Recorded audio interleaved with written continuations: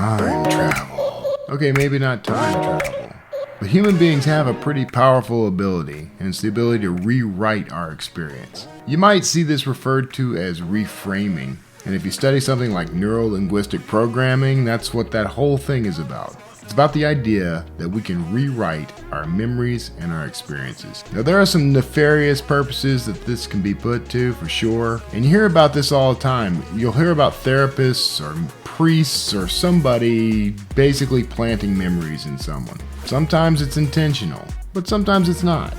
And we kind of do it to ourselves all the time. We'll have an experience and we'll reframe that experience without really even noticing that we're doing it. So something that really would have been kind of benign, that really wasn't that big of a deal, might become a trauma for us. Think about those times you've had an argument with someone you love and you care about, and you framed it in your head as they were against you. And then later, maybe you found out that they weren't even really trying to argue at all. They didn't mean anything offensive by what they said. They weren't against you. There was no ill intent. But you probably rewrote that memory in your head. You rewrote that experience in your head to make it feel like you were being attacked. And that's an argument with your spouse, a conversation with your boss.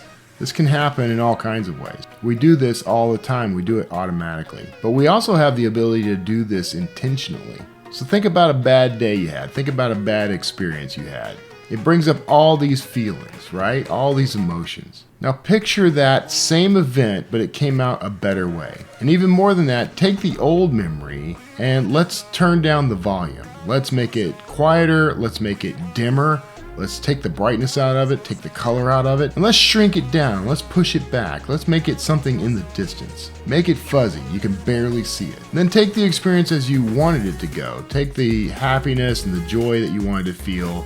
Brighten that memory, make it big, make it close, make it loud, and just kind of do that over and over again. Take the old memory, shrink it down, make it dim, make it quiet, push it in the distance. Take the new memory, make it bright, make it colorful, make it loud, bring it closer to you. Swish. Do that every time the memory comes up. Do it intentionally. And eventually what you'll do is reframe that memory so that only the good thing happened. And if we are who we remember ourselves to be, then controlling what we remember, that's going to allow us to change and become empowered. Nothing woohoo about it. So that's a useful tool. I think we can put that to work. I'm definitely trying to put it to work in my life. But try it out. Let me know what your experience is like. Talk to me in the comments below. Now today's featured book is actually the first Dan Kotler book, The Coelho Medallion. Kotler and Agent Denzel must solve the enigma of a Viking medallion recovered from a site in Pueblo, Colorado, and prevent a terrorist group from leveraging its secrets to cast the world into war.